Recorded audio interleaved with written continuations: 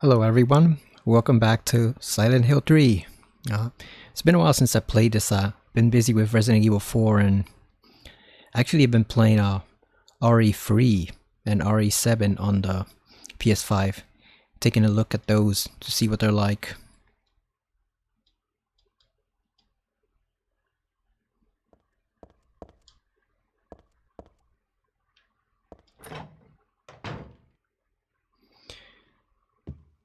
So I figured we'd get back to this and keep on going with the Hilltop Center. Especially because Separate Ways just came out for Resident Evil 4, so I'm gonna be trying that tomorrow. Hopefully. I'm gonna be recording the first part of that, so I wanted to make sure I had something else besides just Resident Evil stuff, because that's pretty much all I have at the moment. A whole bunch of RE4 hardcore videos. There are some magazines here, but nothing really important. One of them I've already read and the other just doesn't interest me. Which one do you think is the one she read? I know when I did the novelization of it as a fanfic, I kinda messed with it a bit. People think maybe it's the fashion one. I kinda hinted that maybe it was this one that she actually read. 'Cause you never know. You know how teenagers are. Especially teenagers which has many issues as Heather, so.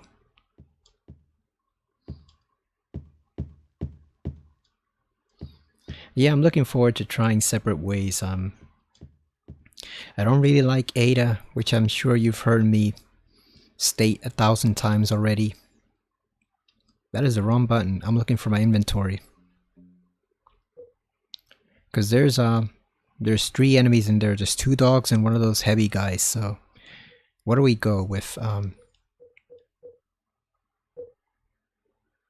don't think there's any reason to go in there, but might as well just check it out, just so you can see. Yeah, you see, there's nothing in here. There ain't shit. So let's just go back out right the way we came. There ain't shit in there except trouble. Oh shit, there's nothing in here. Where's my trusty sword? We still haven't gotten it, so we're gonna have to make do with the pipe. I said we're gonna have to make do with the pipe. Let's get the hell out of here before that dog chomps on us.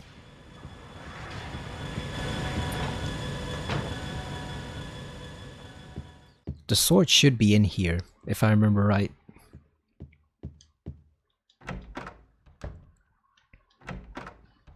That is not the right way.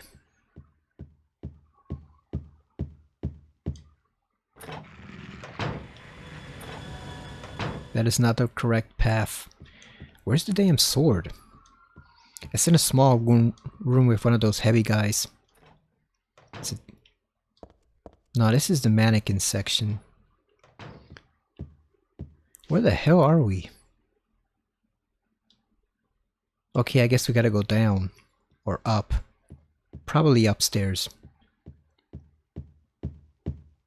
We gotta find that sword.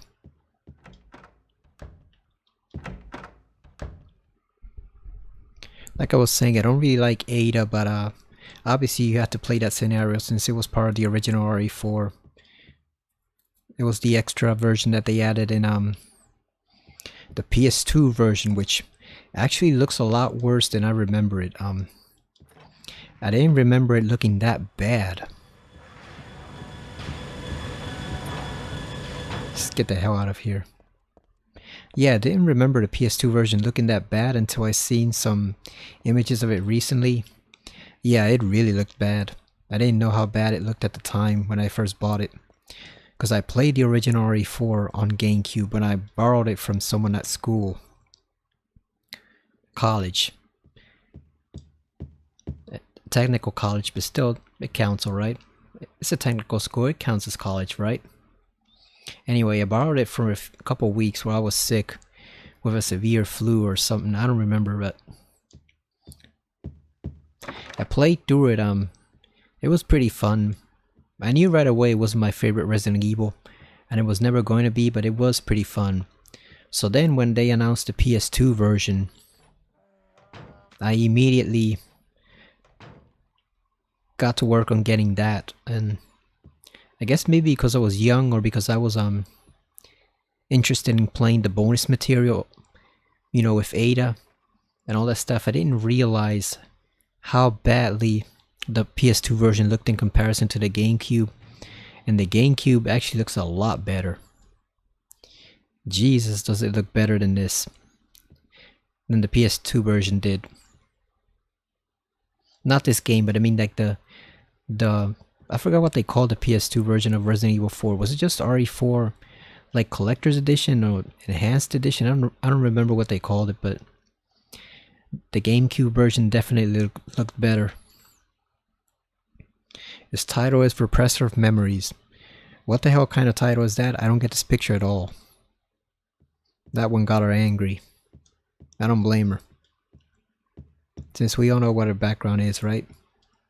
Ceramic pot, not really my style. It's too big to use as a vase. We should just break it. Then when the next morning when the staff come in, they don't know how the hell someone got in there and broke the damn thing. Now this is a calm, relaxing picture. Mountain, nice and simple. Looks boring to me, but you do you, Heather. And look at this one. This one, I always thought this was like some type of Navajo weaving or something. Looks more like just a block of colors. There's a price written here. Let's see. 5,000. Man, what a world. Yeah, Heather could never afford that living in her crappy apartment that she does. Looks like there was a picture here before, only the caption's still around. Flame purifies all. Flame, Well, I don't know what kind of picture used to be here, but I'm not too fond of fire. It's scary somehow. I think that's most people in general, Heather, not just you. There's a screwdriver that we need. Yeah, so the PS2 version of RE4 had separate ways, and that was the main reason to buy it, along with the... What was it, that weapon that killed the Plaga instantly, like the PO 245 or something like that? Those are the main selling points of the PS2 version. And like I said, it was okay at the time. I didn't realize how bad it came off in comparison to the GameCube version until I recently saw some images of it, and yeah, it was really a step down. It's actually a real downgrade. It's a poster for an upcoming exhibition. Not very interesting if you ask me. Okay, so here's the sword.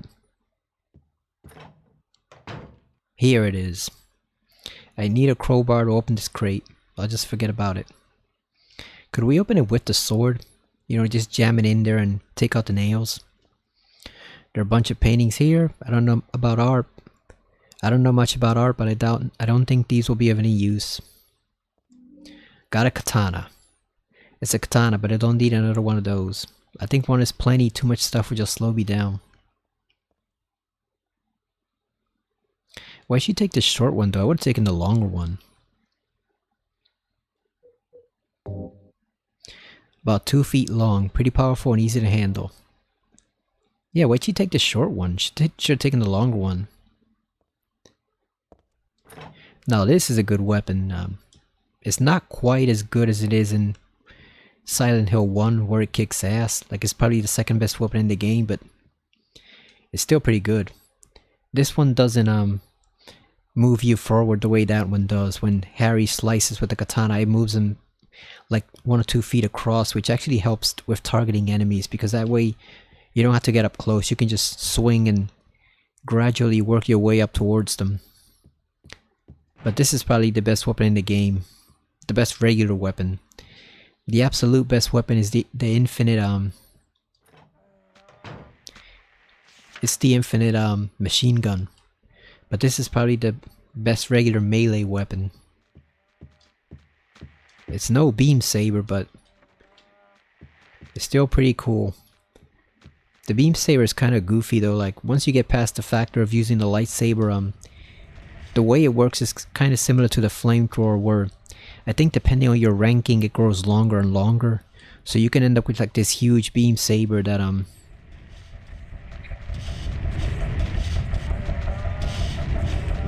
it's pretty much the sword, just a lightsaber. I don't think it deals any extra damage. I think it just affects the length.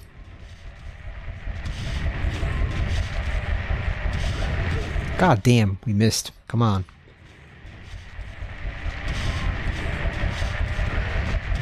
Here we go.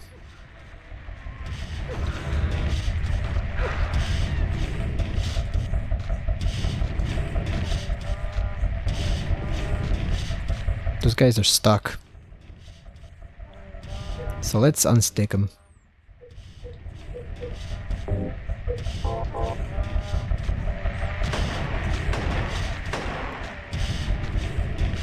Where's he going?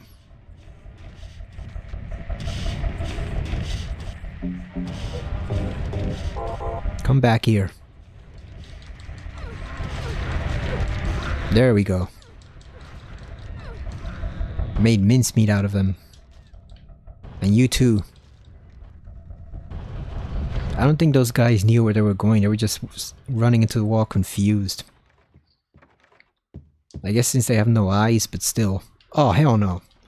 There's nothing in there that we need to get. Hell no. I forgot that guy was in there. I knew he was in a room nearby. I didn't know which one, so... Now we know. There's nothing in there. I don't think there's any ammo or health. It's just... make you waste 2 shotgun shells. There's no need to go in there whatsoever. I do kind of like that though, that there are rooms where there's nothing in there, because... if you look at the RE games like RE7, RE2, etc., like a lot of rooms always have a purpose to them. Like there's not really a lot of places where you can go and there's nothing inside them.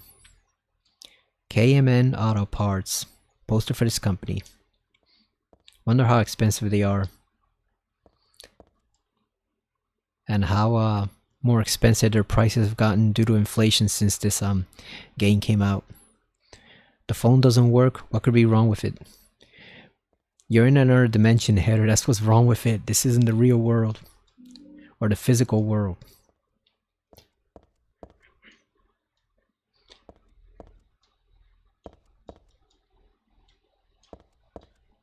Some memos and newspaper clippings are posted here, but they're not very helpful.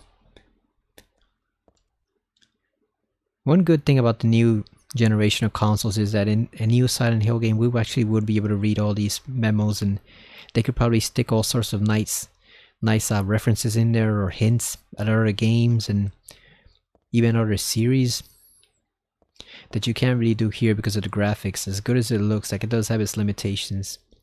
You can't really do all those memos like this here. But hopefully in the new Silent Hill 2 they'll do a lot of them. Because that's a good way to kind of hint at other stuff or pay homage to other series without having to make it crystal clear. You just put little notes and memos around them. You know, you can do that now that we can actually read the text on files and memos pinned up on the wall. Thanks to that nice HD resolution. What else do we need to get? Oh, we gotta unlock this. So we have everything we need for the almost everything we need for the elevator.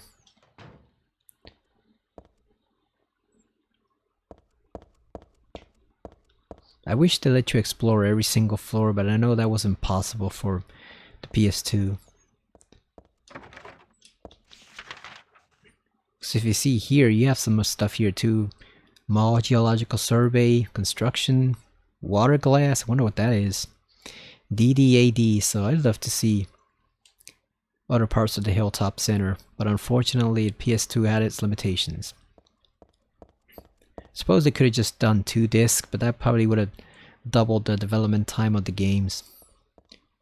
Although the PS1 didn't hesitate to do 2 discs, like a lot of games had more than 1 disc on there. Metal Gear Solid, Resident Evil 2, the Final Fantasies were all multiple discs, so I actually wouldn't have minded that. What about 4? What's in here? One-stop imports. That sounds similar to One Pier imports, which we have over here in Philadelphia.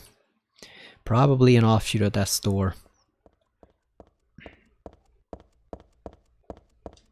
Because I know these Japanese development teams all took trips to the US whenever they did these games. Like, I didn't know, but the Metal Gear Solid 2 team took a trip specifically to the US, to New York, just to our research buildings and stuff, and get some images that they included, some real-time images. What's in the second? Okay, so the second we do go there. That's Echo Interior and Floor Fashions, Greenbridge Mental Health Clinic. Look at this one, Last Drop Cafe. I would have loved to go into that place. And then we got Elberton Life Insurance, which we go into in the alternate Hilltop Center.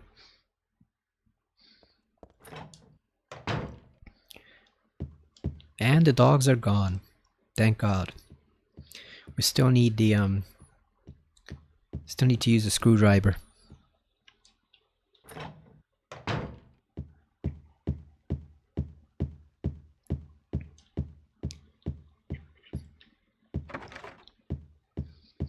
If I can remember where it is. Where's the screwdriver? Oh, we're on the opposite side of the floor. So we gotta go all the way over here.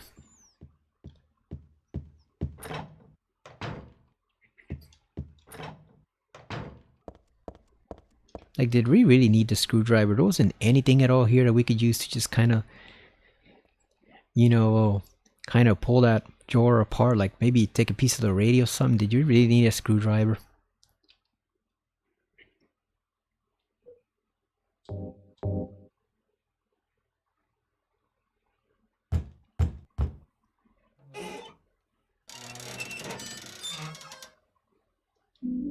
And we got a rope. We can't rappel down anywhere, unfortunately, so it's just for the elevator. I mean, I guess that counts technically, but I don't know if I call that rappelling, because we're only going down like one floor, right? It's not like Snake where you had to go down the whole side of the tower on the communications tower. Like, this is just what, like one floor we're going down, or two at most, so not really life-threatening.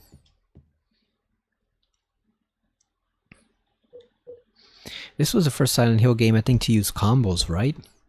Like, I think you had to use the games in, I think you had to use the items individually in 2, or could you combine them? I don't remember. Oh no, I think you could combine them, right? In certain circumstances, like the floor puzzle at the prison that you had to use the wax and the horseshoe. Yeah, you could combine items, right? But I think this one did it a lot more than 2. 2 was only like, it only had certain combinations. I think this one uses it a lot more.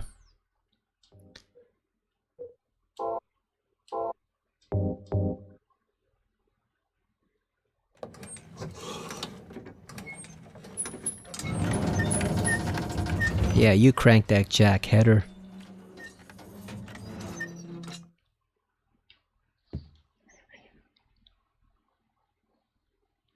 Yeah, see, it's not that far down. The door downstairs looks open too. No way I can get down there like this. Let's use the rope we got then.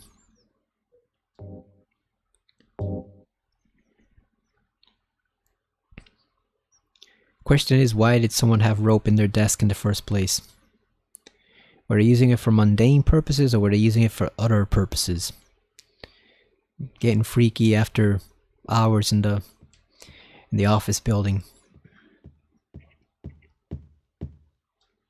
This old familiar pattern is on a piece of paper stuck to the vending machine. Who the hell put it there? It's not like it's the latest fad or anything, right? Funny thing is, people now have that tattooed on themselves. The real hardcore fans of Silent Hill. I'd be honest, I'd probably get a tattoo like that if I could. I wasn't so afraid of how painful it is to get a tattoo, I'd probably get that one on the upper arm or something. That way nobody would know it was there. You know, I just hide it, but I know it was there. Because the rationale that people get for not getting tattoos is, oh, you regret it when you're older. But if you think about it, like, pretty much everyone's gonna wind up dead. So, you know, what business is it of theirs if you regret it or not? Like, you only live once, you might as well get it right. Like, who cares when you're dead?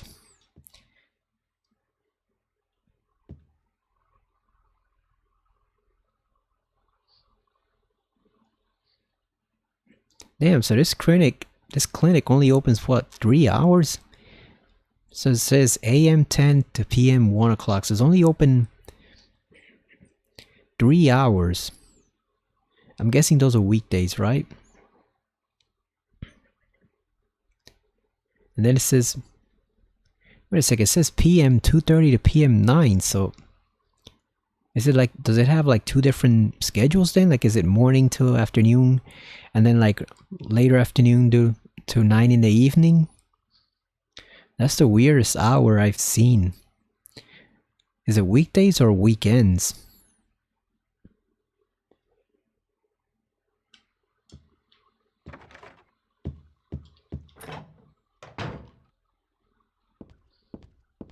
It'll be funny if Vincent really did work there and that was his side gig besides being a priest in the order, like he was a psychiatrist or psychologist. Like, oh boy, those people would be in trouble. Major trouble if Vincent Smith was their psychologist or psychiatrist. And I wouldn't put it past him because those guys make huge amounts of money. They make some dough, so that would definitely explain where he gets a lot of his funding from and why he's even there in the first place. It's just too bad nobody's hiding under the covers. You know damn well on a modern Silent Hill game, with all the jump scares they do nowadays, they would definitely put someone under there. So sofa here is really beaten up. Got some beef jerky. Dog figurine, looks real enough to bite. Ever since I saw these figurines, I've always wanted one like them. They're actually on the cover of the Silent Hill 3 art book. The one that came with the Lost Memories of Silent Hill. Lost Memories was his own separate guide, but the art book that came, I think with like a special edition of the game, actually had these dogs and had her on the cover. I always thought they were cool looking. I wouldn't mind having them in real life. I think they actually show up in Silent Hill 4 too, in one of the apartment buildings. The old person's apartment buildings. Is this a reception area? There are catalogs scattered around. I think I might go for only like an hour or so. Because I started pretty late. So I probably won't be able to get to 2 hours with this one. Lamp hoods and flower vases, I don't need either. Underneath the covers are more display items, no time to be worrying about this. See, stuff like this just makes the protagonist look more human, where they actually take the time to comment on stuff, even if it's mundane. It gives you the sense of them being a real person, as opposed to just an action protagonist like Chris or Leon. Although Leon does get a lot better in 4, but still. A display of door handles, nothing very interesting. Got toilet paper holders. Or towel holders. We unlock that. The cracked flower vase. Is this supposed to be for sale too?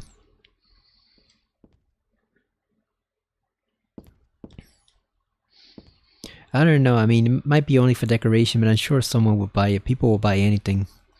Someone will probably go in there and ask for a discount. A bathtub display, there's a dark red stain on the bottom. So someone died in there, nice. Just for display, it can't really be used. That wouldn't stop people in real life. You know damn well that wouldn't stop people in real life.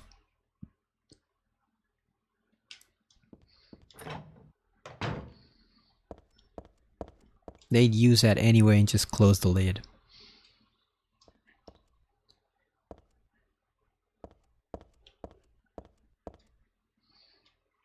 So I've heard this say by some people, this is actually an example what a game is bad or why it's a worse game than Silent Hill 2.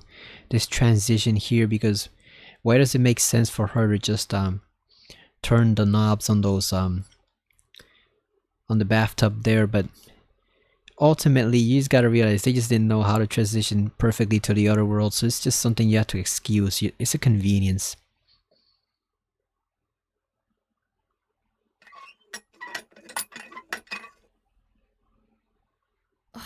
I knew it. See, because she says I knew it, but what did she expect to have happen there? Like, did she expect water to actually come out? And we get something other than water. But yeah, some people have said that's an example where the game is kind of bad, but no, it's just the convenience. It's a plot convenience. They didn't really know how to trigger the other world, so they just went with a random bathtub, but...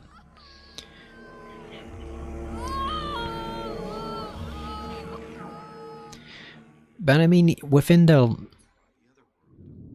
world of someone's nightmarish delusions come to life. Yeah, let's let Harry talk for a bit. But within the game universe, I mean, it makes sense, right? Because I had her seen at this point, lots of random stuff happens, so knowing you're in a crazy situation, like there's no... You might as well turn the knob on that bathtub, right? Because like, where else are you gonna go? Everything else is locked. Did she do this too? Now that's not smart because you could break your foot there and then you'd be in real trouble, but still. Oh, there's some people in trouble right now. I just heard a police siren outside. Or maybe it's a fire siren, who knows. No, I think it's a police siren.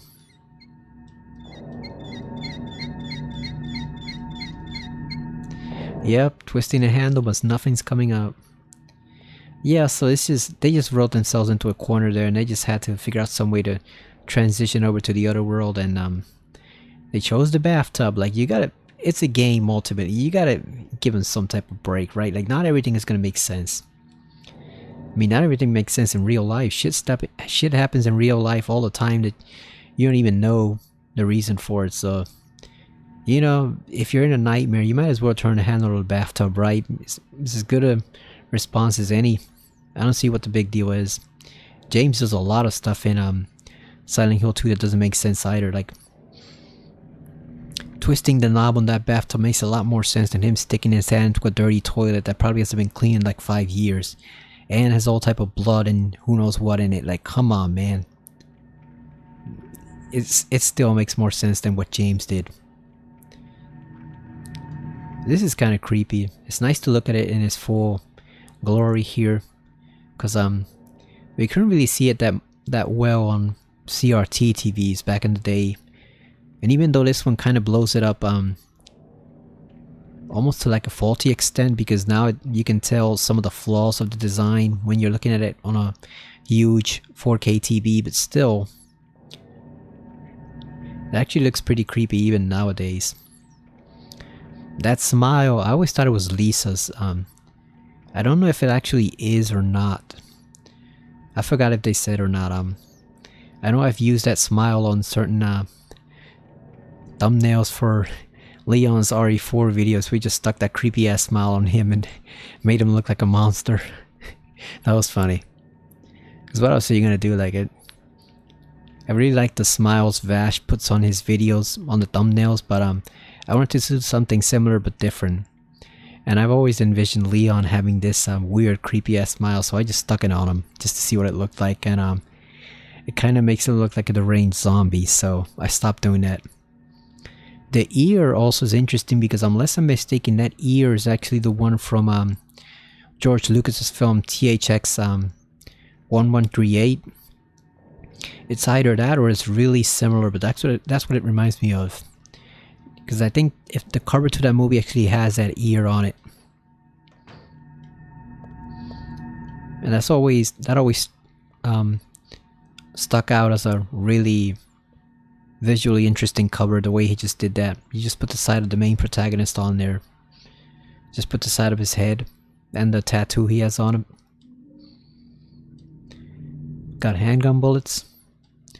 The mummy-like thing in the wheelchair is just a doll. Or is it? Something about it makes me uneasy. Why, I wonder.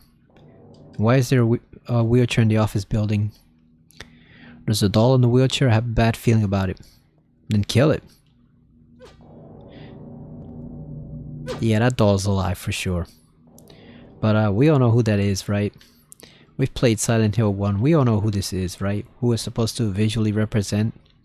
Heather's just not aware of it yet. This is also pretty creepy. So we know who the doll represents. I'm guessing this represents Valtiel. The angel overlooking all of this stuff. And the one who really causes the other world shifts when he turns the valves. I'm guessing this represents him, right? Because he's got the butcher smock, he's got the gloves, he's got the boots. So I'm guessing this represents him. Especially since he has no face. And this corpse has no face. He does have a giant set of scissors up there though. I wonder where he got those. Okay, so starting here, we're gonna get one of the most annoying enemies in the game, so we're gonna have to suit up. Equip the equip that. Equip the maul. This is one of the very few uses the maul has in the game. It's for dealing with these fuckers. Because here they come. There you go. Hit him with that damn heavy mallet. There you go. These guys are annoying. Is there another one coming? There is. So let's lay down some beef jerky. Come on. Oh shit, did we just waste that jerky? Oh, that sucks. I thought it was another one. Maybe he'll respawn. We can lead him over here. They're also perverts too. If they knock you down, they kind of crawl up all over Heather and try to get in her skirt. I don't know what kind of plant this is, but it's withering away. Poor thing. Someone many years ago actually said that this was a reference to Resident Evil and how the series was withering away because apparently it looks like a green or red herb that's kind of dying off. I think that was a huge leap, but I gotta give him points for creative thinking, right? That's a very creative interpretation there. Oh, there's something there. Find the Holy One, kill her. How did he take that picture? That must have been Douglas. That's me. Who could have taken this photo? That's really creepy. So we know Douglas took the photo, but scribbled on the back. Do you think that was him or was it Vincent? Because we never really get a clear sense of what Douglas wanted to do once he found Heather. What Claudia wanted him to do. Because Douglas says she just wanted to talk to him. But that note scribbled on the back, I'm guessing it's... must be Vincent, right? But then did he change his mind then? Because he wrote it with a question mark. So did he just change his mind and decided, oh, maybe I shouldn't actually kill her. Maybe I should just try to talk to her and get her on my side.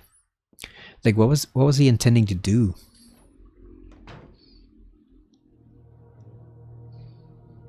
Yep, he's right at home here. Like I said, I wouldn't be surprised if he actually does work here. It would fit with his character. Heather. That's what you're called now, isn't it? And he seems like someone who can really get in your head if he really wanted to. The name's Vincent. Don't forget it, okay? I'm on your side. So you say. But how do I know you're not with her? Her? You mean Claudia? Please don't lump me together with her. She was totally brainwashed by that crazy old hag. He's so dramatic. Flamboyant. Crazy old hag is a bit harsh. She is your mother, after all. My mother? What do you mean? You don't remember? Ah, so Harry didn't tell you anything. I guess he hid the truth. You see, friend is also written on the wall. Or friends. That figures. That's to let you know Vincent is an ally. Sneaky guy. Don't talk about my dad like that! Sorry. I apologize. Please, calm down. How do you know my father anyway? I know everything. I know about your past, too. Then tell me what's going on. You don't know even that? That's why I'm asking. If you know everything, then tell me how I can put an end to this. Not yet. Why not enjoy yourself a bit longer? Enjoy? I feel like I'm going crazy. Does this place get to you at all? Oh, it gets to me, all right. I find it most fascinating. Wait! I'm not finished talking! I knew you were on her side. How do you figure? There's something wrong with you too. Look at that facial expression. Really nice work for the PS2. He's a pretty shady ally, but he's still an ally. Look at all that health in there. Damn.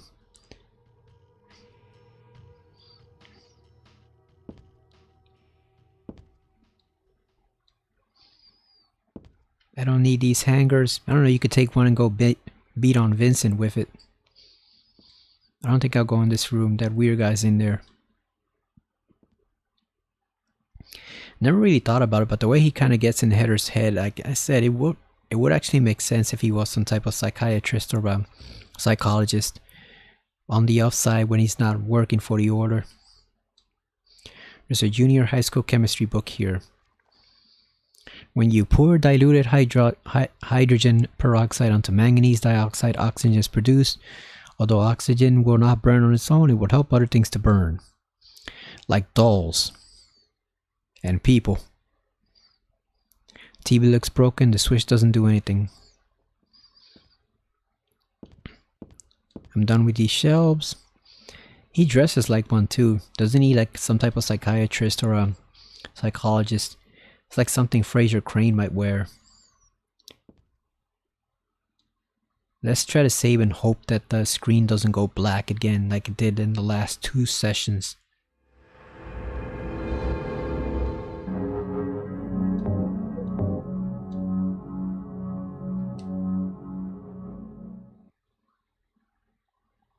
Alright, we got lucky. Because that's kind of tedious, having to split the file in 2, then cut out the section where the glitch happens, and then reunite the 2 parts and combine into 1 file, and then that file turns out to be twice or 3 times as larger as the other 2 files. Like, that is way inconvenient. So, oh yeah, they're back, but the beef jerky is gone. Can we put one for the dog? Let's see. God damn it. I guess I don't like beef jerky. God damn. Let's get in there. So noted, the dogs do not like dried meat. At least not fat dried meat. They're really picky for a bunch of undead bandaged dogs. You'd think they'd want to get pretty much any food they could get their paws on, but no, I guess they're really picky. They only want the big chunks lying around. Those big chunks of meat that you find across the Hilltop Center. That's the only thing they want. Very picky dogs. Dogs aren't that picky in real life. Most of the time, they'll eat whatever. Although they won't eat the ultimate meal. Like, apparently they're not like cats, where if cats find you dead within like 6 hours, they'll eat you. So, oh god damn, we got more of them here. Yeah, let's get out of here. We gotta lay down some jerky for these guys. God damn, he's still here. Go somewhere, come on. There we go. Let's give him the hammer. I didn't notice it, but he actually looks leathery. I never really got that close-up look at him. You know, because it was on CRT TV before, so we didn't really see him that close up. His skin does look kind of leathery. I wonder if those are masks or if they're part of the actual body. Okay, so we cannot go away because we know if we change the room, the jerk is gonna disappear.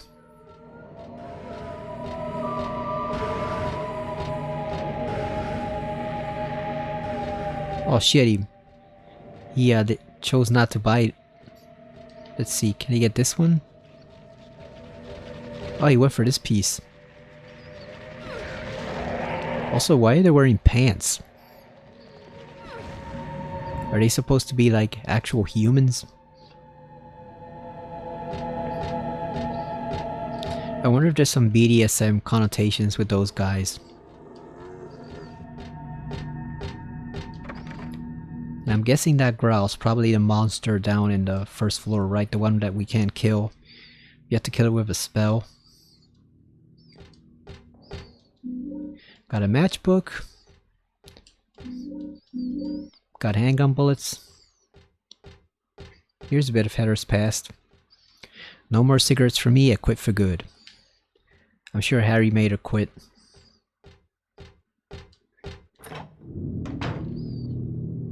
Maybe she quit on her own.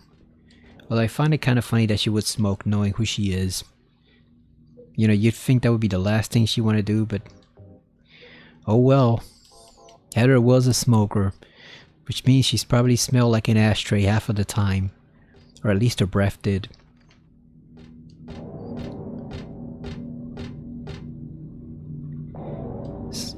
There's a big sheet of glass in the way. It doesn't break when I hit it, so maybe it's not glass after all.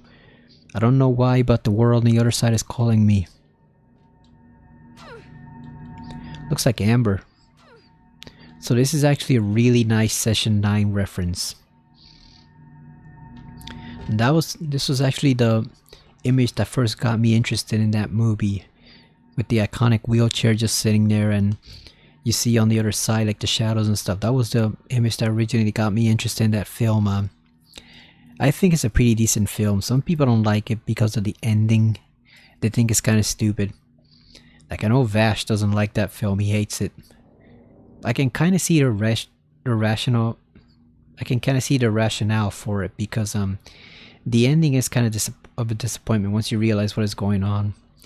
But I think there is still a supernatural aspect to it that you can't really ignore, especially when you consider the real history of the asylum, how it was probably really haunted. And I believe it was David Caruso who said on the bonus features that when he was up on the roof, he was he suddenly heard this voice in his head telling him to jump off and basically kill himself. And keep in mind at the time he was a very successful actor on CSI. You know, he's got this hit show going on. He's got tons of money. I assume he has some type of romantic partner. I don't remember, but he's got overall very successful life, and he has no issues with anything until he goes there to that place to film, and then he hears the voices on the roof telling him to jump off and kill himself. And he said it outright. He said, "I've never thought that ever in my life. Why would I want to kill myself? Why would I want to jump off the roof?"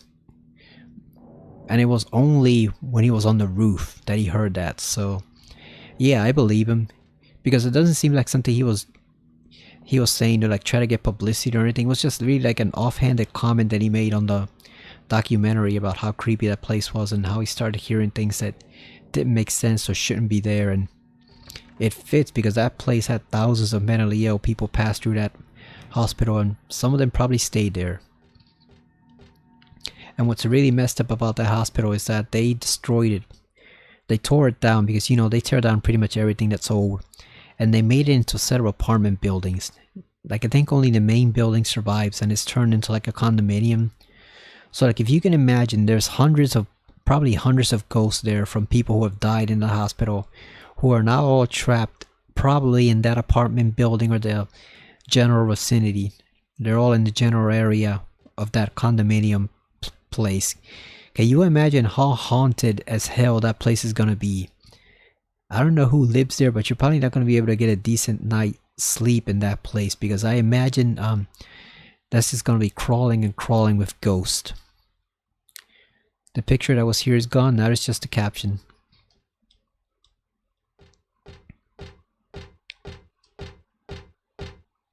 So this is actually the spot where I was having issues with this the last time I played this game. It would kind of stutter and the frame rate would slow to a crawl, but I did some adjustments on it. It actually seems to be fixed now.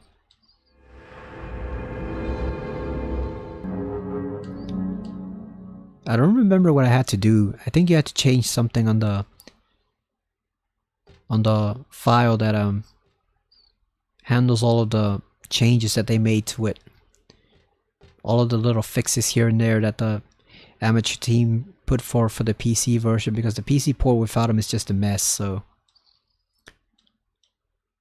flame purifies all. By these remains may a person find the road to paradise. I've seen this picture before. No, wait, I've never seen it, but I do know it somehow. Yeah, you know it because you've lived it, Heather. That's how you know it. You've lived through that.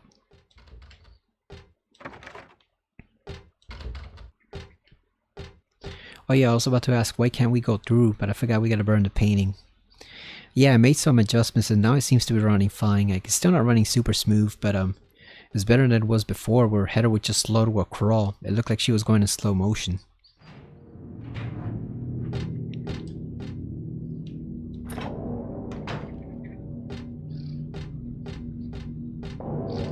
Yeah, the Rio hospital used in Session 9 was the Danvers State Institute in Massachusetts.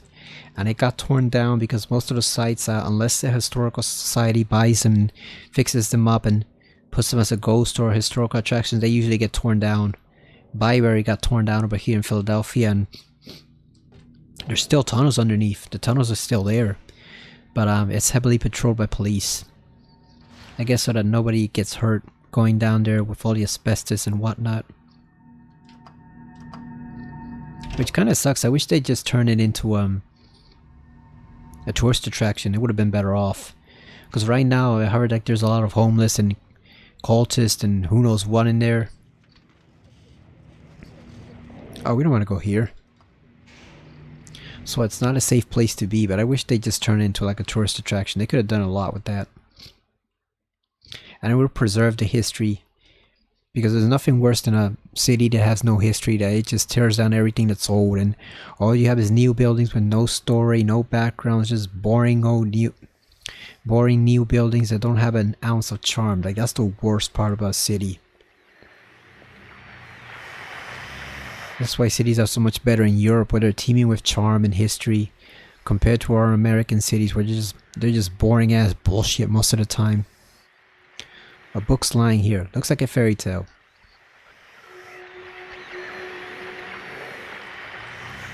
Once upon a time, there was a monster living at the gates of a village. It was a very scary and a very bad monster. It would catch people and crunch them up with its big teeth. That's a good distinction, because not all monsters are bad. Some of them are good monsters. Like Sasquatch. The villagers were afraid of the monster, and no one would dare approach the gates. Everyone was stuck inside the village.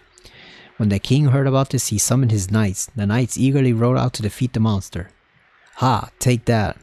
Their swords slashed and their spears flashed, but the monster wouldn't die. The monster tossed the knights into his mouth, one by one, horses and all. What was the king to do? He fretted and fussed and paced the floor, but could think of no solution. Soon after, the village priestess came to the castle. She was a very kind and good person. The king asked her to defeat the monster guarding the gates. I like how they emphasize that she was kind and good. They have to emphasize that part, because you know who it's referring to. The other weird woman wandering around here. The book's torn, the rest is missing. I remember reading this a long time ago. I think about it from someone. I don't remember how it ended though. Grr, didn't I read the story to the end? I actually don't know. I think she might have written this herself. I think this might have been something that her past self wrote.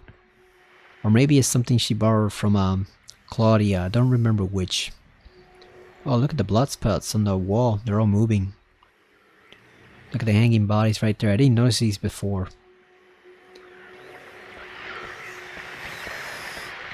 Is this the monster from that book?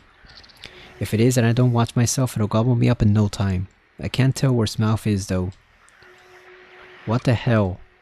I don't want to get too close, but I don't think it'll attack me now. Why not? All bark and no bite? Anyhow, it's in the way. I can't get past it. And it's on the ground floor too. This ought to be the exit. I wish they had put something in where if you try to hit it, it will kill you. They did that in Silent Hill 1 with the refrigerator monster. If they ever do remake this game for a PS5, they should definitely do it. Like have it tentacles come out or something, or have it reach down and bite your head, like those parasites in RE3 remake with Jill, where they just bite down on her head and take over. Do something like that. Just bite her head off. What a pain. That's when you bring out the cannon, King. He sends knights with swords and spears after it. If that's not doing the job, that's when you bring out the cannon. You know, just blast it to hell.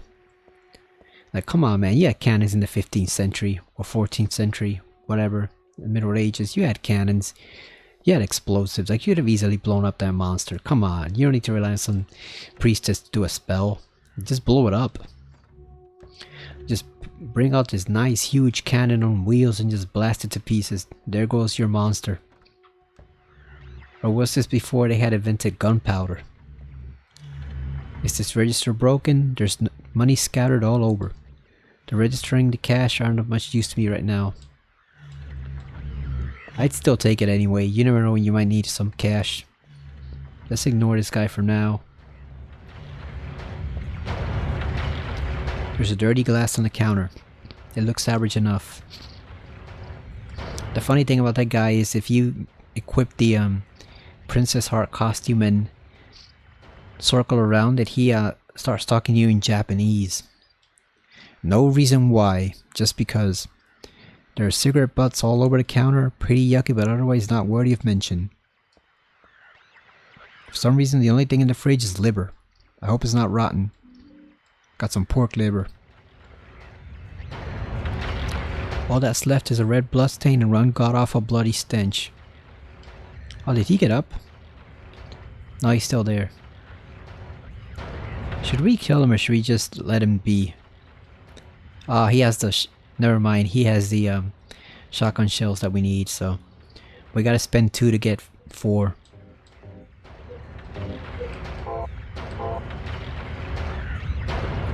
That's the way it's gotta be. I mean, we could just reach out and get him, but... let's see if we can... oh no, we don't have to disturb him. But you know what, since we're already here, we might as well wake him up, right? Come on, run over here, fatty.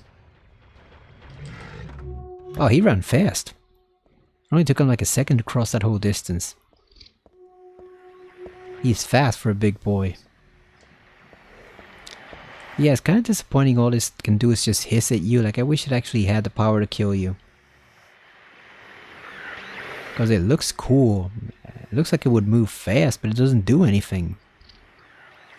This would make a great sculpture though to have in your desk. Look at that. This would be awesome. I don't know why they didn't make it into merchandise. We should just print it out on a shirt, right? Just print it out on like a shirt. And confuse the hell out of everybody. Oh, I didn't know it had feet. Look at that. It actually has real actual feet down there. I didn't even know that. Because it's so dark when you see it on a CRT TV, you don't even notice that it has actual feet. Alright, let's go burn that liver. Which floor has the, is it 6 or 5? It's 5. Hopefully when you, get to the hospital in Silent Hill 2 and the remake, they let you explore all the floors and all the rooms. Like, come on. That's why you have a PS5, right? You have the extra power. Give us some more areas to explore. I don't care if it looks 100% lifelike. That's not my priority. My priority is exploring every single room that I possibly can. I don't need James to look like he just stepped out of real life. I need him to have interesting areas to explore. You know, the more rooms we have access to, the better. He doesn't have to look perfect. She said this part was calling her. I wonder what would happen if you were able to break this glass and go over there.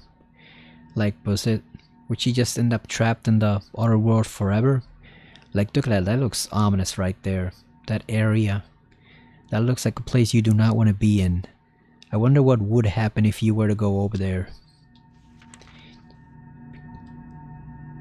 So it is on the map. It's this section right here, but I wonder what it is. And of course, we'll never know what it is. That's one of the interesting but also frustrating things about Silent Hill. There's so much stuff that we'll never know exactly what it means or what would happen. There's a lot of stuff like that in 4. Henry finds a lot of crap in Walter's world that doesn't make sense at all and will never make sense. Because 1, there's no sequel to that game, and 2, Henry killed Walter, so he'll never be able to actually ask him what any of that stuff actually means, so we're always going to be wondering. That picture would burn sure, but the match goes out too quickly. Isn't there a way to make a flame stronger?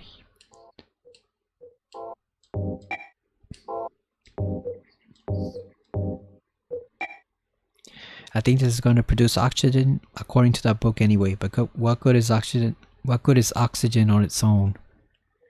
Now we got a combination. Pork, matches, and oxidol.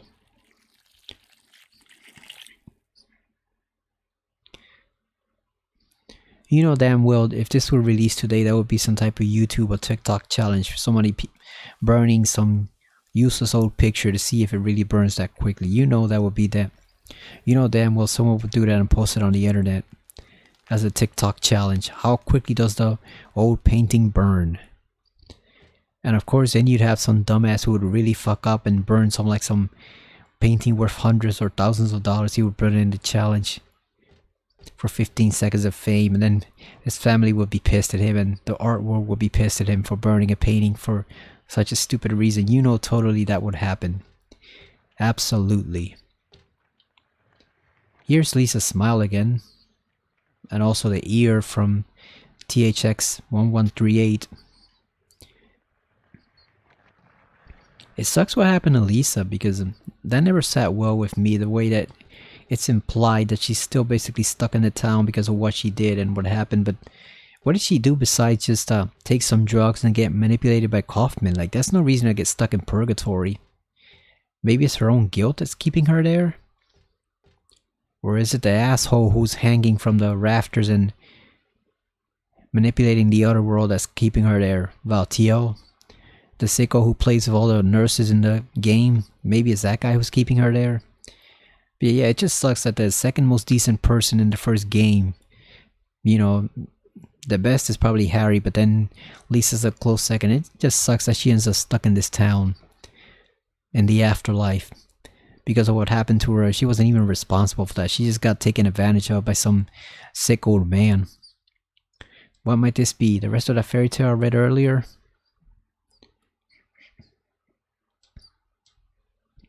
The priestess accepted the king's request and went to the village gates, but when she saw the monster, she tried to convince it with words instead of killing it. Shut up, you. I'm going to eat you. The monster didn't listen to a word the priestess said, but she kept trying to convince the monster to give up. It's wrong to eat people, you know. The monster grew very angry at this and then attacked her, killing her with a single mighty blow. Yeah, you got what you deserve, bitch. How you gonna talk? Try to convince a monster that just killed like 12 knights with words. Come on. Plus, what if he has to eat people to survive? You ever think of that, priestess? Maybe he didn't want to be there. Maybe he had to eat those people to survive. That would be funny to see on screen though. Some priestess arguing with a monster, trying to convince it not to do wrong, and it just kills her in one blow. That would be funny as hell. Seems like something that might happen in Monty Python or some other series like that. That would be funny. Oh shit, come on, eat your beef jerky, man. Yeah, let's take care of this before it becomes a problem. There you go. Let's take care of this guy.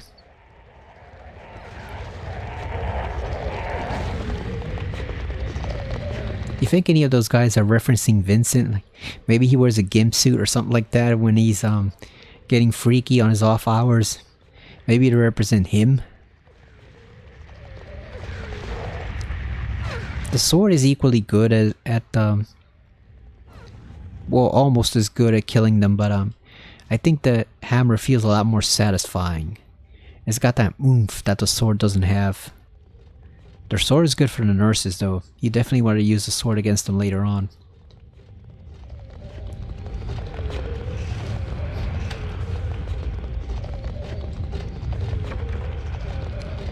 Oh, here he comes. Use some more beef jerky.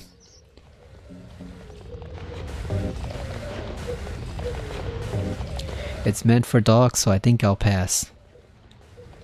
Once again, you know there are some people who would eat that for a TikTok challenge nowadays. They'd eat the damn beef jerky. On video and post it on the internet, you know damn well.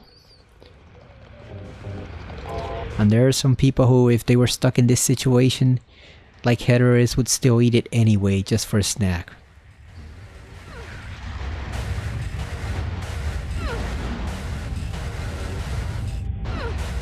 Question is, where does she keep all this stuff though? Does she just pull them like out of her head?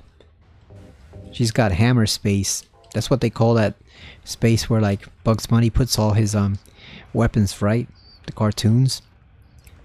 And that's what Spider Pig uses, isn't it? Peter Porker.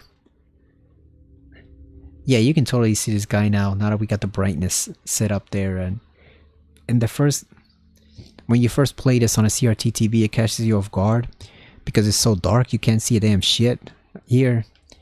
But now that we have the light turned on, we have the brightness all the way up, we see him here, right? Look at him, he's right there waiting for us, thinking he can fool us. Look at that, we see you. We know you're there, fool. Unfortunately, we don't have first person aiming, so we can't actually aim under the bed, but we know he's there, right? Now, do we really want to waste a beef jerky on this guy? We know he's going to pull us down the minute we go over there. We know that. But, screw it. God damn. Should have placed the beef jerky. Whatever, let's just leave him there. We don't gotta bother with him. I don't think it will work though. I think even if you place the jerky, he's still gonna pull you down.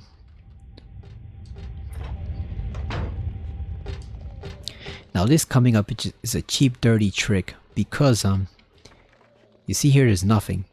All you hear is the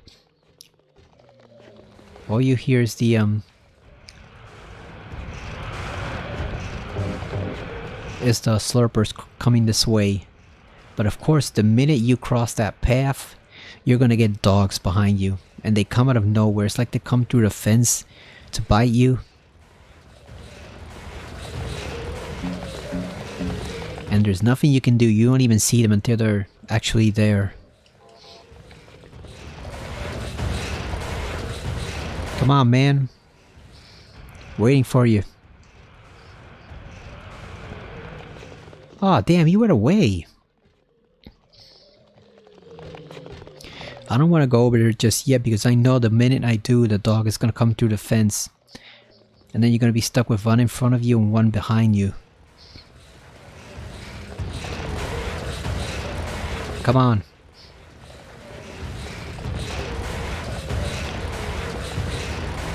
That's a good doggy, come on.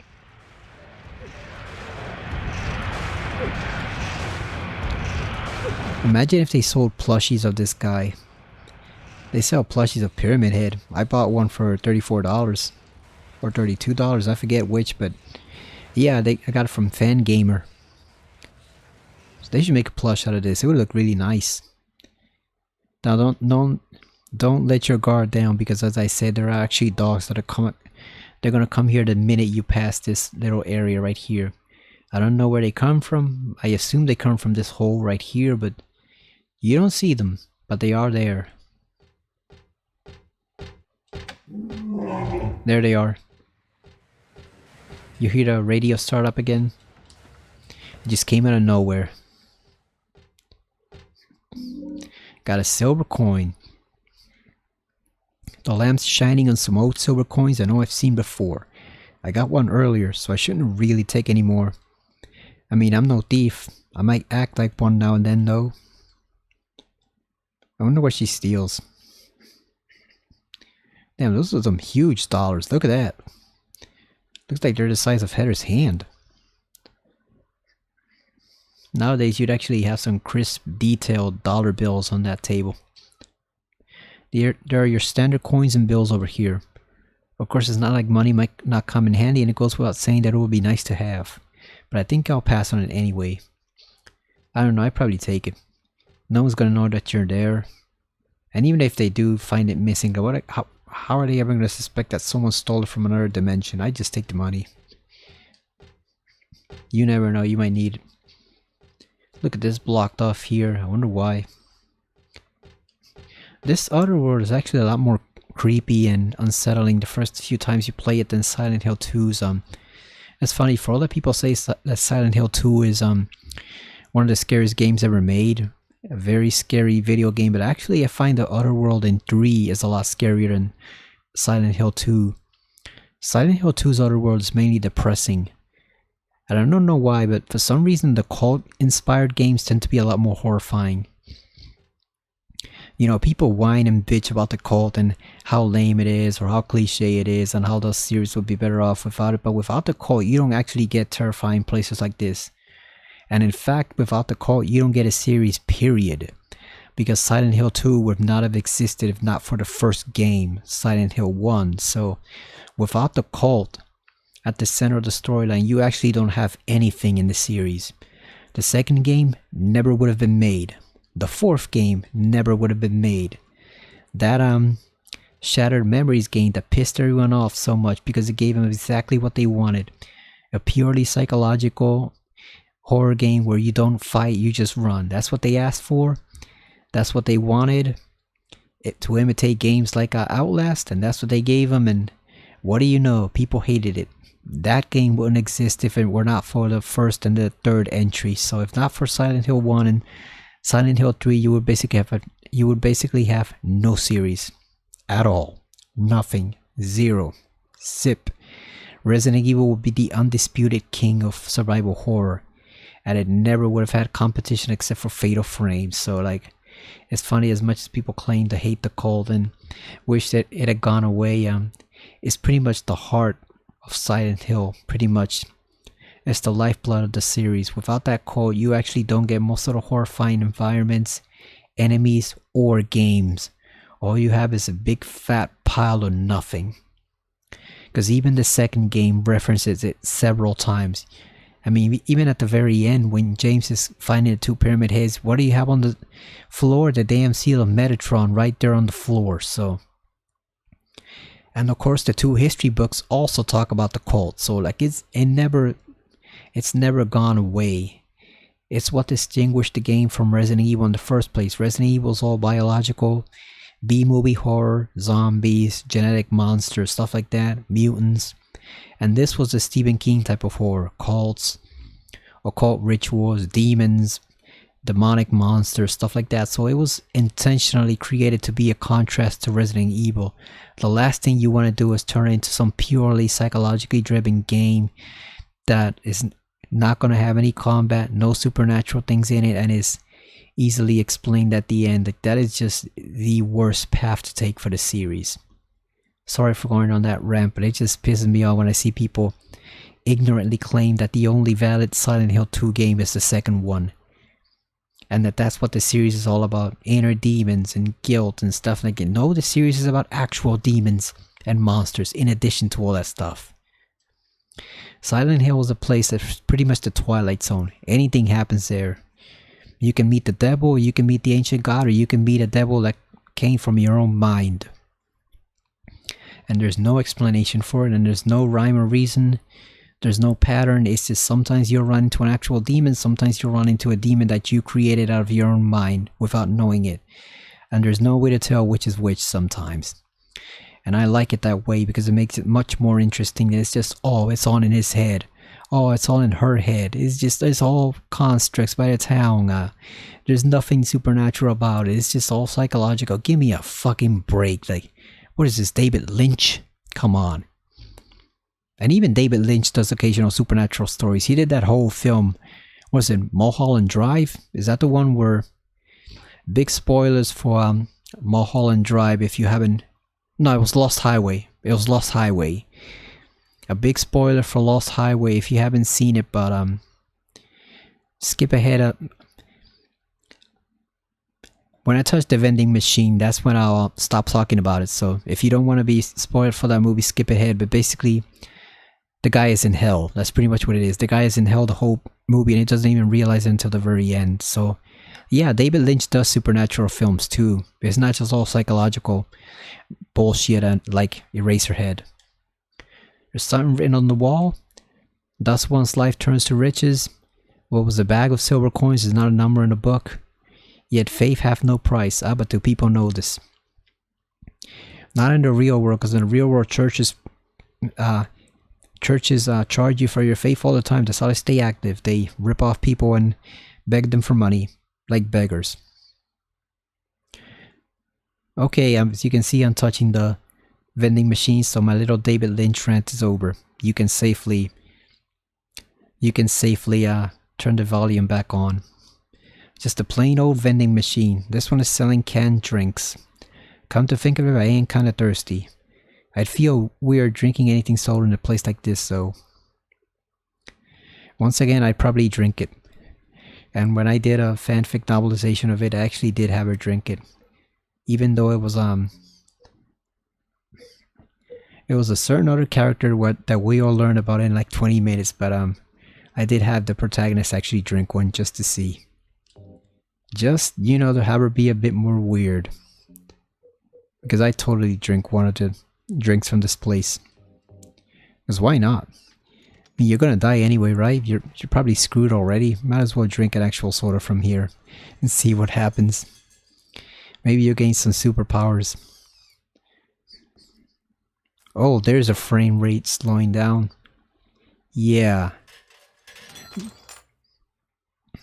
Oh, you can see the label on it. That's nice.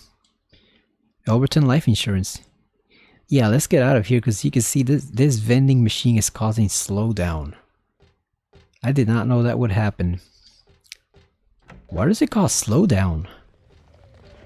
Okay, so here's let's use some more beef jerky. We're running out of it, but we won't need to use it again until the hospital, so it's alright. And the hospital other world, because they actually don't have these guys in the normal version of the hospital, so you don't need it until you hit the other world hospital. That's when it really comes in handy. And there's only like 2 of them anyway, so it's not a big deal. I think you can use it a bit at the end, but oh, there's the stupid dog. Trying to ambush us from behind. Just go shoot him. We got the ammo, right? We got 33 bullets. Just shoot him. Or we can just skip him completely.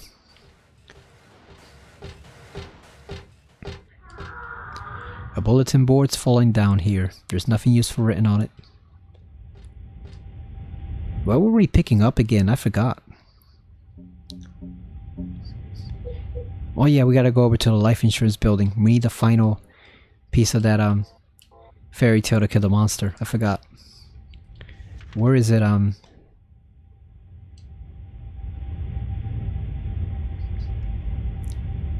Wait a minute, I thought we were on the first floor already. Oh no, we're on the second floor. Or 5th, 4th, whatever.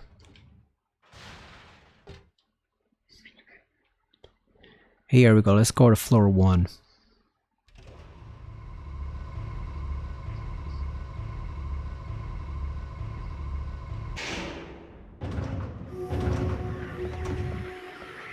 I should probably finish that Silent Hill fanfic I'm doing, because no lie, I've been working on that for years on end, and the thing is, it's not steady work though. It's been like, I'll do a tiny bit every few months and then not do anything, and then do a tiny bit more every few months. That's why it's taking so long.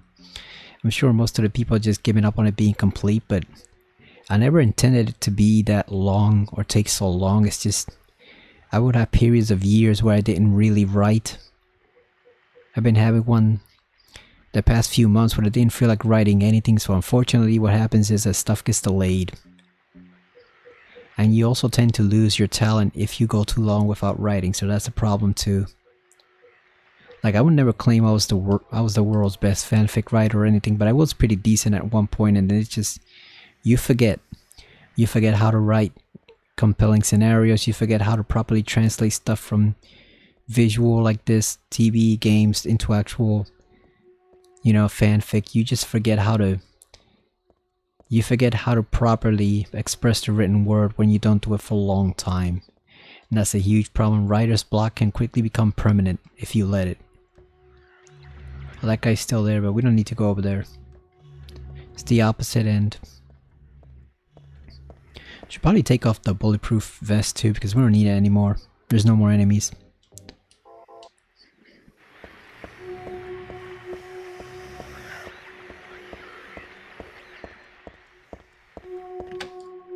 I used the life insurance key. Oh yeah, there's still 2 more guys. Never mind. Let's put the vest back on.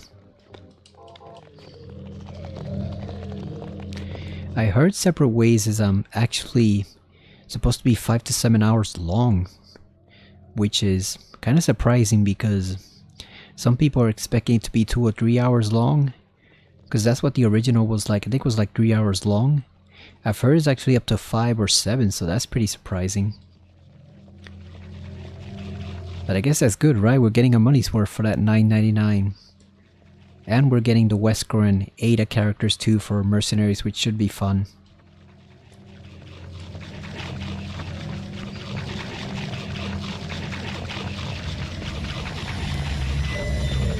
Oh boy. We're not going to deal with these guys because we're going to show you something cool that happens in a couple moments here. Let's get a nice picture image there for the... Oh, you know what? Here. There we go. That's a nice screenshot right there. Look at that.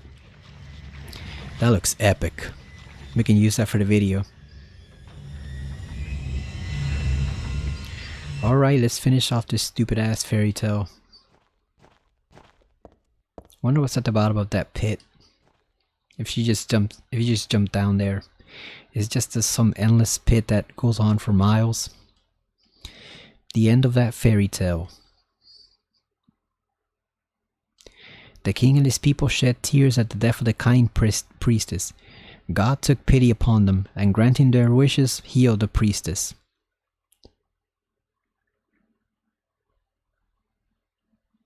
God took pity on how much of a dumbass she was and decided she needed a second turn. The priestess opened her eyes just as she had done every morning of her life. Okay. She went once more to the monster's lair. Fool, you wish to die again?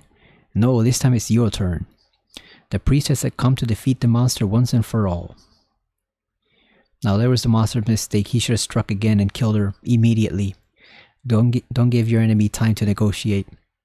As the priestess was very, very kind, she felt sad about this task, but it had to be done. Swords and spears won't work. Arrows and bullets would just bounce off. You can't kill me, the monster laughed. But the priestess used neither sword nor spear. She chanted but a single spell. Tu fui ego eris. Do you know what happened then?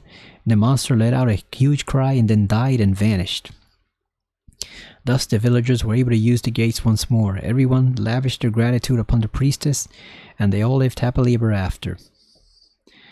Until another monster came and fucked them all up. The end. It's funny how that fairy tale, you can tell why it's Claudia's favorite fairy tale, because she sees herself as the very kind, very, very good priestess trying to just help everybody, and it's everybody else's fault and they don't appreciate her help. She has to view herself as a good human being, or otherwise she'll realize what a monster she really is. So yeah, that's definitely her favorite fairy tale. It makes her out to be a saint. And everyone else is so happy and thrilled to accept her help. Yeah, right, Claudia. You're no damn angel. Ego Ares. Weird writing. What was that? That's kind of underwhelming too, the monster shout when it disappears. I expected something bigger.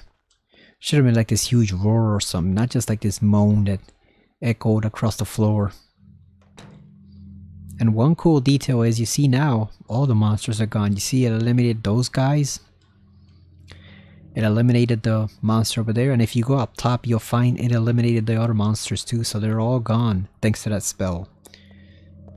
Which makes you wonder why she didn't use it more times later on in the game.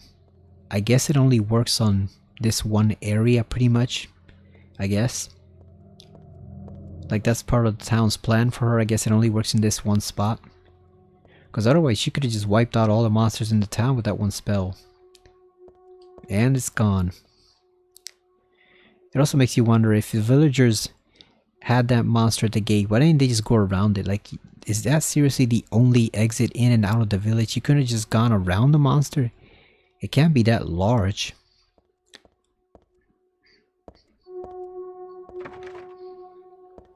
And now the lock is broken.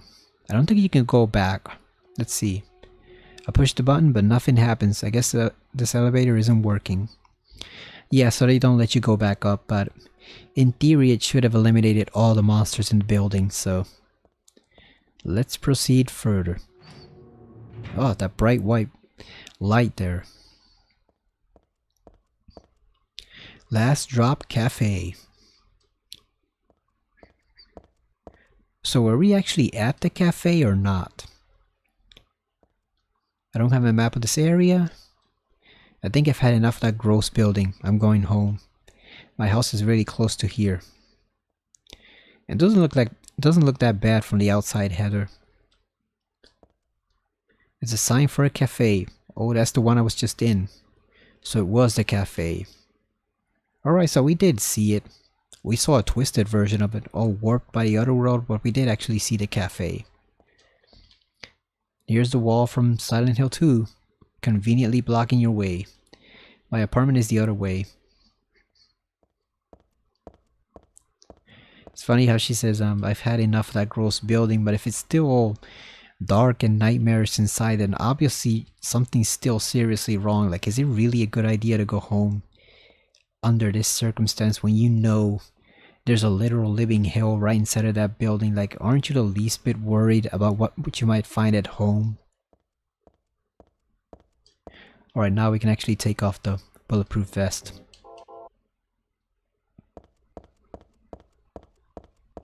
It's too quiet. The streets are all eerily silent. Here's a police cruiser. They should have included Sybil in the game. I know the reason is she probably died, but still. I don't have anything else to do in this building. I have to get home. These buildings look pretty nice. They remind me of the buildings in Dario Argento's film Deep Red, where it's all that stylized architecture in Italy. That's what it reminds me of. It looks pretty good for an office building. It looks very cool. Very good visually designed building. Look at that. Oh, look at this old-fashioned street lamp too. That looks nice.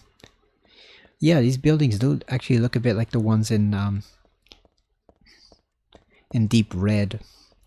It's actually one reason to see that film, besides just the compelling plot and all the weird stuff going on, and Dario Argento's touch with giallo and slashes. It's actually showing you quite a bit of downtown Italy and Rome, and there are some beautiful buildings and statues in that place, in that setting, and it actually makes for some very visually interesting shots. Like, they get a lot of good shots with the statues and the buildings in that movie. Like, the architecture is almost like a separate protagonist. It's the same with Tenebrae, the other giallo he did later on. It looks absolutely gorgeous, so I definitely recommend both those pictures, Tenebrae and Deep Red. Like, you will not regret watching those pictures. Very good films. That's not my place. Can we break in and steal some stuff? It's just a dust chute, nothing to worry about. God, look at how dirty this place is. Jesus Christ, Harry couldn't find a better place to raise a teenager than this. Like, Jesus Christ, you're a writer. How can you live in this dump? I know writers don't make much. Sometimes they don't make anything at all, but still, this place is filthy. I would not live here. Are you kidding me? Look at that. Looks like the whole place needs to someone has to take a mop and some cleaning fluid or something to it. Some floor wash or whatever, because this place is grimy and filthy. How can you even live in this place? Jesus. Like the worst part of downtown Portland or whatever this is to live, Harry. This is a stairway. I don't need that. My apartment is number 1 or 2 on the ground floor. I mean, I know you're trying to hide, but you'd think he'd want to set her up someplace nice. This place sucks. But this is my place. Why would I leave the apartment? Because you're probably going to find something there that you wouldn't want to find, Heather. That's why you want to leave. The mailbox is empty. Oh, it doesn't have the Silent Hill 2 hints. Well, that sucks. I thought I turned them on. I wonder what happened there. It's supposed to be on. Why isn't it working? Yeah, if you have data from Silent Hill 2 here on the PS2 version, and this, you're supposed to have it here too, but normally when she examines the mailbox, she'd say the mailbox is empty. No letter from a dead wife or anyone else. Not that I have one of those. Something like that. Which is obviously poking fun at James and the letter he received from his dead wife. So that sucks that it's not here. Because I turned it on in the game's files. It's supposed to be on to have the little reference to Silent Hill 2. I wonder why it's not there. Might have to look at it the next time I load up the game. Maybe I'll check the file first and see if it's accidentally turned on or turned off. What's this doing here? That really pisses me off. It's like having someone spit on your sacred place. Looking at that makes me head hurt. What does it mean? Did she suddenly go Scottish there or British? Look at that, makes me head hurt. Think it's supposed to be my head hurt, but you never know. It's Heather, so she might actually mean that word. You know, it might not be a typo at all. That might just be the way she talks. So it's pretty late. So over here it's 4:34 in the morning. So I'm not gonna do the boss fight right now. I think I'm gonna save that for next time because that'll be a nice quick lead in to the next segment. You know, I think this video was solely the Hilltop Center, so it wouldn't make sense we actually proceed to Silent Hill in this same video. So I think we'll save here. We'll cut it off right here. And then it'll be a few days at least because I'm going to be busy playing separate ways, which I'll upload immediately after this is up. So I'm going to be busy with that, but I'll definitely come back to this game. I'm going to check the file, see if maybe we can find out why the Silent Hill 2 reference is not showing up on here. It's supposed to be. Because that also means that certain other stuff isn't showing up or won't show up later in the game, so should probably take a look at that. This is Heather's apartment building. I mean, this is Heather's apartment for whatever it's worth, because we can obviously see Harry lives in a pigsty. Like, this is probably not the place you want to raise a teenage girl in. Hell, I don't think this is a place you want to live by yourself either. This place sucks. It just looks filthy. Look at that, all this. You can tell this floor hasn't been cleaned or washed in like 25 years. This landlord is probably an absentee landlord who just rents these apartments out to people and doesn't give a shit about whether the building stays clean or whether the washing machines and dryers work. It's just probably an absentee landlord charging a boatload of money for this filthy place. So next time when we come back, we're gonna go in here and we are gonna fight the boss that awaits us once we cross that door. It's not overly difficult, but he can get some cheap shots in on you if you're not careful. It's one of the few times where you probably have to abandon the bulletproof vest and just fight him on your own without that to minimize the damage, because otherwise you're just going to be too slow to move. One of the ways in which you have to kill him is you kind of have to keep up with him. You have to run around in circles chasing him all over the apartment building rooftop, and it's difficult to do with the bulletproof vest. You take a lot more damage than you deal out. So it's actually one of the very few spots in the games, one of the very few places in the game where you do not want to use the bulletproof vest, because it'll just slow you down when there's no reward for it. You'll take less damage, but you won't be able to do damage to him because he moves too fast. So you always want to remember to take the bulletproof vest off before you confront that one boss, because if not, it'll make for a very frustrating fight. You do not want to fight him with the bulletproof vest on. It's just too slow and it will not work. Like, you'll want it later on for a boss named Leonard. You definitely want the vest there. And you'll want it for a boss that we fight near the end at the amusement park. You definitely want the bulletproof vest equipped during that fight. But for this one, you definitely want to take it off and leave it off, because you need the speed to be able to chase that boss around with the shotgun or the sword, and you can't do that if the vest is slowing you down. So, helpful tip for those who haven't played that fight yet. So we got some progress done, not as much as I wanted to. Before I started, I figured maybe I would do the boss fight and then save at the motel in Silent Hill, but nah, I don't think it fits, because I'd rather have this video just be the Hilltop Center. Just like the previous one was just the subway and the underpass. I always forget what that area is called. It's not the sewer, it's just the underpass below the city. But yeah, I'd rather each video have its own theme or location. Have it be just one location or two that are connected. So I'd rather have this be Hilltop Center. The next one would be Brookhaven Hospital. Then we'd have one for the amusement park, and then eventually we would have the one at the church, which would be the final video. So I'd rather have each section be its own self-contained video, because that makes it easier to chop up into parts, and it makes it easier to find titles for the videos, because then you're just referencing the one single location. But like I said, we will do that next time. Hopefully Separate Ways isn't too janky. Hopefully it's as awesome as the trailer makes it look.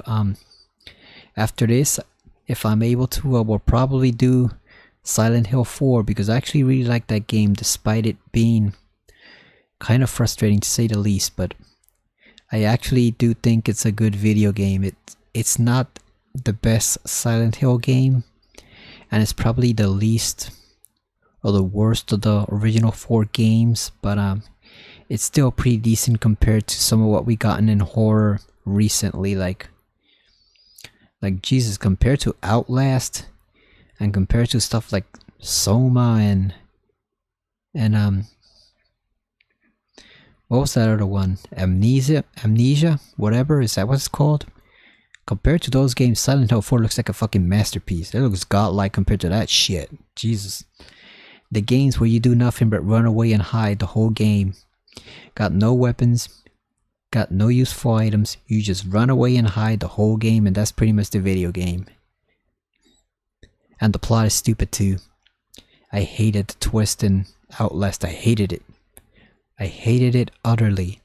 And then the one in Amnesia, A Machine for Pigs. Oh god, that is one of the stupidest plot twists I've ever seen in a video game, bar none. It's just, I didn't even play that one. I watched the video on it, and oh boy, does that game look like it sucks. Amnesia, the second one. Like, the first one sucks just because you can't defend yourself, but the second one just sucks overall. It's awful game. I do not recommend it based on what I saw of it. But yeah, compared to those games, like Silent Hill 4 looks like a goddamn masterpiece. Again, it's like, it's one of those games where it's at most a 7 out of 10 or 7.5 out of 10. but compared to some of the god-awful stuff we've gotten in the years since, it actually looks like a 10 out of 10 compared to that crap. Because those games just make it look like it's the best survival horror game ever. But I will say this, the story in Silent Hill 4 is pretty damn good. It's probably the second best story in the series, so that's something to look forward to. But I hope you're enjoying this trip to a really old but still great horror game from the PS2 era. And what else can I say? I still like this game. I still like it pretty damn much. Even with all the new horror games we've gotten, this is still one of my favorites. Right up there with the original RE2, and I'd say even RE2 remake. So it's great to play it again. Thank you for watching, and I will see you again next time on Silent Hill 3. With some kick-ass sword slashing by Heather. See you later.